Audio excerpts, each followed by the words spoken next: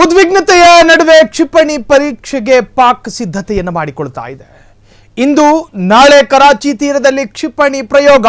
ಭೂಮಿಯಿಂದ ಭೂಮಿಗೆ ಚಿಮ್ಮಬಲ್ಲ ಕ್ಷಿಪಣಿ ಅದು.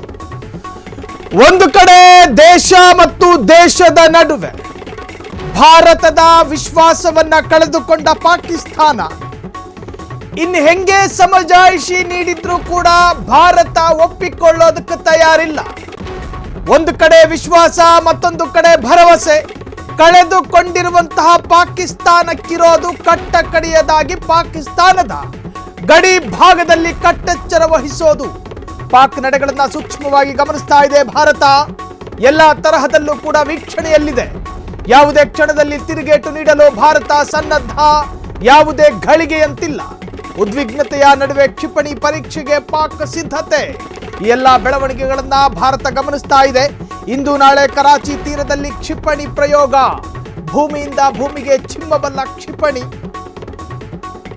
ಯುದ್ಧ ಭೀತಿಯಲ್ಲಿದೆ ಅಥವಾ ಶಾಕ್ನಲ್ಲಿದೆ ಪಾಕಿಸ್ತಾನ? ಉಗ್ರ ದಾಳಿಯ ನಡುವೆ ಯಾವ ಸಂದೇಶ ಕೊಡ್ತಾ ಇದೆ? ಭಾರತಕ್ಕೆ ಟಕ್ಕರ್ ಕೊಡಲು ಮುಂದಾಯ್ತಾ ಪಾಪಿ ಪಾಕಿಸ್ತಾನ?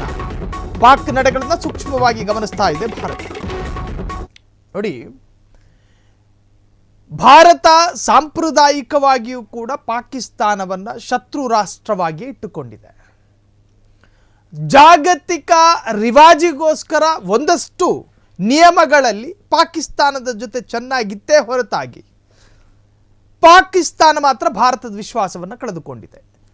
ಪಹಲ್ಗಾಮ್ನಲ್ಲಿ ನಡೆದಿರ್ತಕ್ಕಂತಹ ಉಗ್ರರ ದಾಳಿಯ ಹಿನ್ನೆಲೆ ಭಾರತ ಯಾವುದೇ ಘಳಿಗೆ ಬೇಕಾದರೂ ಪ್ರತೀಕಾರವನ್ನು ತೀರಿಸಿಕೊಳ್ಳಬಹುದು. ಅದು ಯಾವುದೇ ರೀತಿಯಲ್ಲೂ, ವಾಯು ಮಾರ್ಗವಾಗಿರಲಿ, ಜಲಮಾರ್ಗವಾಗಿರಲಿ, ಭೂಮಿ ಮಾರ್ಗವಾಗಿರಲಿ, ಯಾವುದನ್ನು ಕೂಡ ಭಾರತದ ಸೈನಿಕ ಪಡೆ ಅದರ ಪ್ರಯೋಗವನ್ನು ಹಿಂಗೆ ಇರುತ್ತೆ ಅಂತ ಹೇಳೋದು ಅದು ಯಾವ ದೇಶದ ಸೈನಿಕರು ಕೂಡ ಹೇಳೋದಿಲ್ಲ. ಸೊ ಹಾಗಾಗಿ ಈಗಾಗಲೇ ಭೀತಿಯನ್ನು ಎದುರಿಸ್ತಾ ಇದೆ ಪಾಕಿಸ್ತಾನ. ಯಾವುದೇ ಮುಖಾಂತರವಾಗಿಯೂ ಕೂಡ ಭಾರತ ನಮ್ಮ ಮೇಲೆ ದಾಳಿ ಮಾಡಬಹುದು. ಕ್ಷಿಪಣಿಯ ದಾಳಿ ಆಗಿರಬಹುದು, ಯಾವುದೇ ತರಹದ ದಾಳಿ.